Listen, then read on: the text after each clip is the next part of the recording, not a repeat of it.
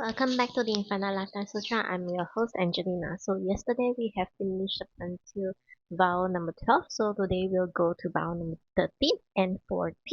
Okay, let me read the text to you first. 我做佛时，光明无量，普照十方，觉圣诸佛，生于日月之明，千万亿倍。若有众生见我光明，照触其身，莫不安乐。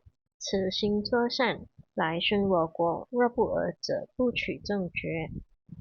Okay, so this entire phrase is talking about when Amitabha Buddha becomes the Buddha, his light emissions from his aura light coming out from him will surpass all other Buddhas, and it will surpass also all the light of all the suns, all the moons, everything of this entire universe. Okay, it will surpass. It is so bright, and yet it is not glaring. Okay, it is warm, and everyone who sees this light, who experiences this light, will also feel the calmness and to be able to experience the peace within that bliss it carries with it.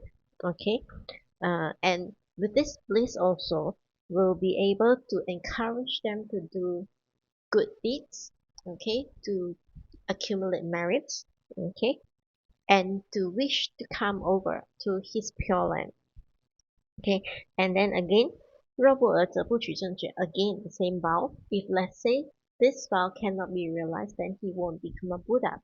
And he became a Buddha. He is already a Buddha. So that means this vow is already realized. Okay, there are two vows in this. The first one, 光明无量愿. That means the brightness, the infinite light that we're talking about. Okay, and then the 文观安乐愿, when you see that light, you will feel the bliss, okay, the peace that comes with it, okay, the peacefulness of it.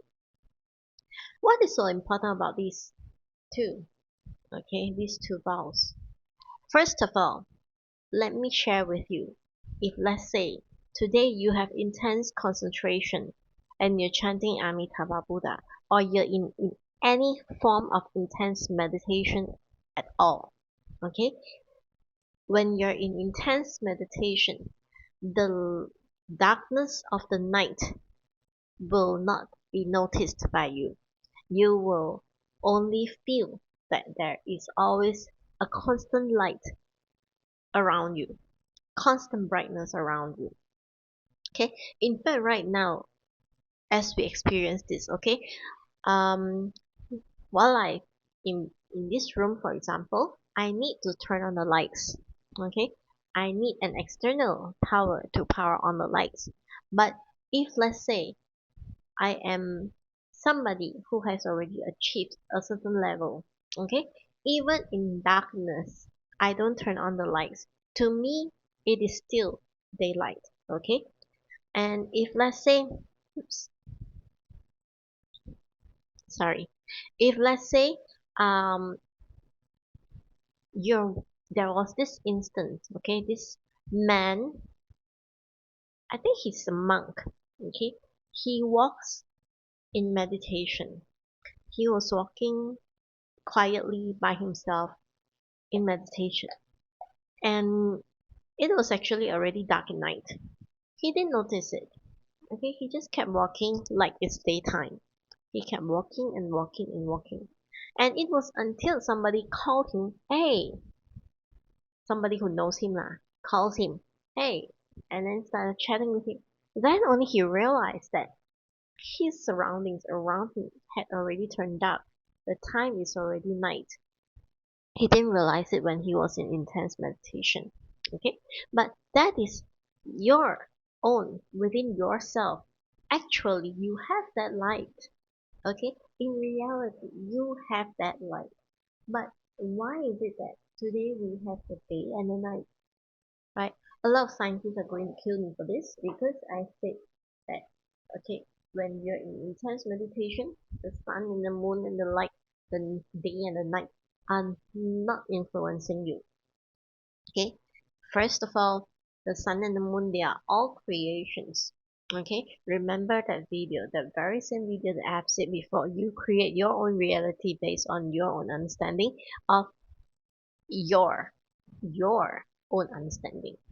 If let's say your understanding is that space and time are all just something, is also, those are also concepts that are being planted to us by all this mortal learning.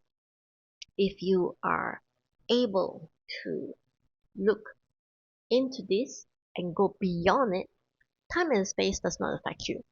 Okay, like previously in the previous file, we have spoken about how the moment this you go into Pure Land, then one of the Amitabha's vow is that you're able to manifest yourself in the different Buddha worlds, right, at any time, and to be able to enjoy paying homage to all the different Buddhas at the same time. Okay, without leaving, you just manifest yourself over there, and you're able to pay homage that way. Okay, while your primary presence is in Pure Land. Okay, it can happen. Time and space are also concepts taught to us, and time and space, because in the Vajrayana, the Diamond Sutra, okay, in the Diamond Sutra, it is said that 凡所有相皆是虚妄. That means anything that has a form is an illusion. So our physical body is a form. It is an illusion. We created it. Okay, from our own thoughts, from our own deeds, our own actions. Okay, it is based on our own karma. In other words, 凡所有相皆是虚妄. So time and space, we gave them, it has a concept. So it has its own form. Form as in, some call it the third dimension, the fourth dimension, the fifth dimension. But in reality, they are infinite dimensions. And science has only found what? 13 dimensions at most, maybe. Okay? So when we're talking about all these things, okay, it is our world itself. Okay? We hold on to that kind of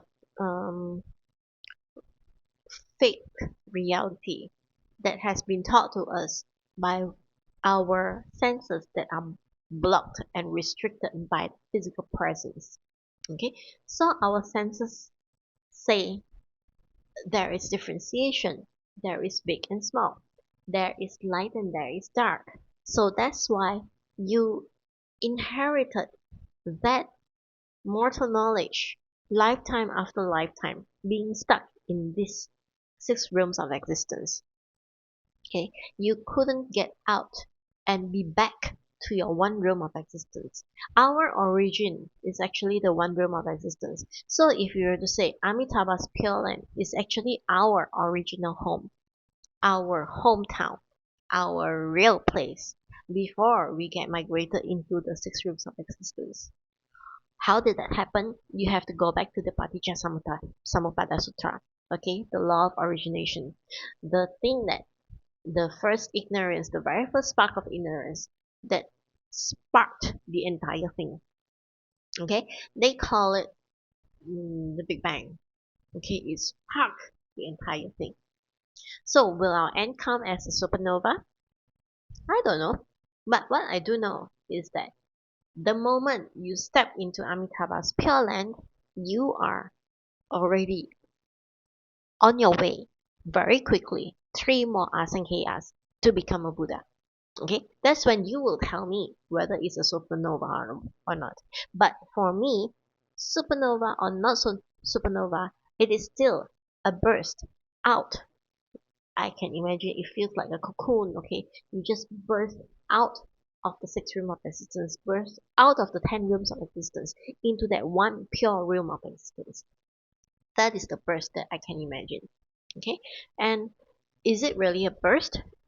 I can't really tell that it's going to explode. I can't really say that it's a burst, because in the books we have seen records of those who migrated to the Western Pure Land. Okay, those who migrated, they just peacefully leave this world.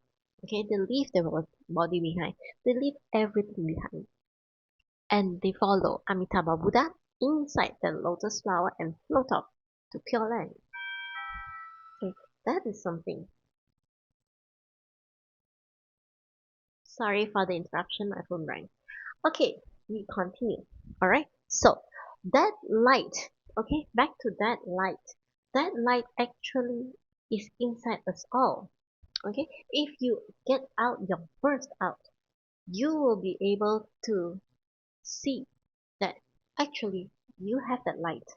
Okay, in Amitabha's Pure Land, there is no night, there is no day. Okay, there is nothing at all. It is every every moment it is bright because he emits the light. And then you start to think, what about if people want to sleep or people want to, what is the discipline there? Or what time do you wake up? What time do you go to sleep? That is your mundane knowledge. That is your mortal education. That you must sleep, that you must wake up, that you must go to work, but you must do this, that you must do that. It's as if you have a blueprint to it. Oh, by this age, you need to learn how to talk. By this age, you need to learn how to go to school. By this age, from school, you should graduate. By this age, you need to get married, you get a career, you get this, you get that, and everything else. Those are the mortal knowledge that I'm talking about, the mortal education, the things that have been taught to you. But you look around you, monks and nuns, they don't get married, right? They may, in the ancient times, people don't get an education and they still live a fulfilling life. Today, modern day, people get educated, but it doesn't guarantee that they actually live a fulfilling life. In fact, if you're to look around you, it gets stressful, right? People are working, they equip themselves with a lot of learning, they go through a lot of courses. Like me, for example, I'm not just a BA degree holder, I also have a Lean Six Sigma black belt, right? But do all these external accreditations give me that kind of fulfillment that I should have as a human? Oh, but no, some people are so deluded that they continue to crave. Okay, they crave for all kinds of recognition. They crave to be first of something. They crave to get that social recognition, that social status, and some wants to get, even if they have to pay for it, want to get a title. All right, a title. And if you to look at recently, there was this situation where a CEO of a company is found um, having an adultery with one of the staff in public, right? It showed in public. And all these kind of things, it shows that despite everything that your mortal knowledge is able to equip you, you are still empty inside, right? Don't you feel empty? It feels as if, yeah, I have a very fulfilling life. I'm working on this, I'm working on that, and everything else. But at the end of the day, okay, if let's say something happens to you, your company is not going to lose anything. They are only going to say, give us a lot of trouble. We need to hire another person in place of you. That is the only thing that they will think about, right? So, where is the fulfillment? If we look into the ancient past, times of the old, right? Where there is family, there are children, there are family education units, right? Where the elderly will take care of the young ones, while the middle generation they go out and work and they can live together. They have respect for each other, and for a long time, it was like every single part of it. The younger ones will always respect the elderly, and then the even younger ones will respect everyone above them, and they respect each other as well. Okay, so they have more smiles and more laughters compared with what we have today. Although we say that we live in an era of abundance, we have all kinds of things. We can buy anything. We don't need to go into the jungle. We don't need to hunt by ourselves. We don't need to pluck fruits from trees by ourselves to bring home to our family. We can just go to the shopping mall and then just buy, right? But it does not give us, even though our living condition has improved to that point, it does not guarantee our happiness. There are a lot of suicide cases around us, right? If you look at some, even school children are tempted to take their own lives. For one simple reason, there is not much happiness anymore. We have lost due to all the many layers of mortal education there is. So that's why you can't see your light. That's why even though at this very moment itself, right, Amitabha's light is actually around us. It emits around us. And yet we couldn't see it. It's not because it's, his light doesn't reach us. His light already reaches us. It is already here. It has always been here. You can't even say that it is coming over here. It is always here. But we couldn't see. In fact, not just Amitabha's light. Sakyamuni Buddha's light is always here too. Every Buddha light is also here. But we cannot see because of all the mortal education we have. We look at the watch, we look at the sky. The clouds are there, it's dark. I have to turn on the lights or else this room is dark. Okay? When I go out, when it comes to 7 o'clock at night, the law says that you need to turn on the headlamps because the sky is dark. But if you were to have that intense concentration and you have that sort of ability to remove all your mortal knowledge, you can see that night or day, it is the same brightness. Okay? I'm not talking metaphorically. I'm talking about even if there is the rotation of the sun and the moon, okay? There is the rotation of time. Time is a concept, okay? And the rotations are just very normal things, but the light of of Amitabha is already shining on us, and we cannot detect it until we remove the layers of our mortal education. Then naturally, even how dark it is, you will still see it as if it's daylight. Other people cannot see, but to you it is daylight. You can see so clearly. It's as if darkness is not there. Now don't start complaining to me about sleep and quality sleep and stuff. The moment you have transcended, you will know that everything, including your sleep, including those so-called needed nutritions and everything, you don't really need that much of all those things. Okay, you can rest, of course, but your meditation, like there was once this meditation master who told me 1 hour of meditation is equal to 2 hours of sleep. Okay, so if he meditates for 4 hours, he has an equivalent of 8 hours of sleep. So he does not really need that kind of sleep at night. He'll just sleep a little, and then he's enough. Okay, so for him and people like him, okay, the time and space and everything is just, he understands that it's just relative. Relative to what? Relative to our mortal understanding. You just look at what they announce about the Earth spinning faster than it used to. And it says that certain days have 25 hours instead of 24 hours. Okay? No, it's like within 1 year you have 25 hours of day for one day instead of 24 hours because the Earth is spinning faster than usual.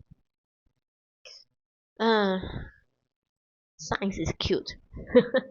But in all, okay, remember, your light is within you, just like all your other supernatural powers that we've spoken before. Your divine eye, your divine ear, your divine everything.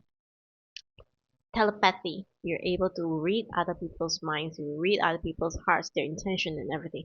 It is already inside you. But today you lost it because of all the mortal knowledge that you have learned. This includes the light that you that's already around you, but you could not see or experience it because of all the modern knowledge that you have. Okay, and then because of the all this light, okay, the moment you experience the light, then it brings out the compassion for you to continue doing good to others. We are originally compassionate beings because we know being nice to others actually is being nice to ourselves. Being good to others is actually being good to ourselves. Like in episode for vow number 12 yesterday, the last one. Okay? 49, I think. Okay. So originally we are compassionate.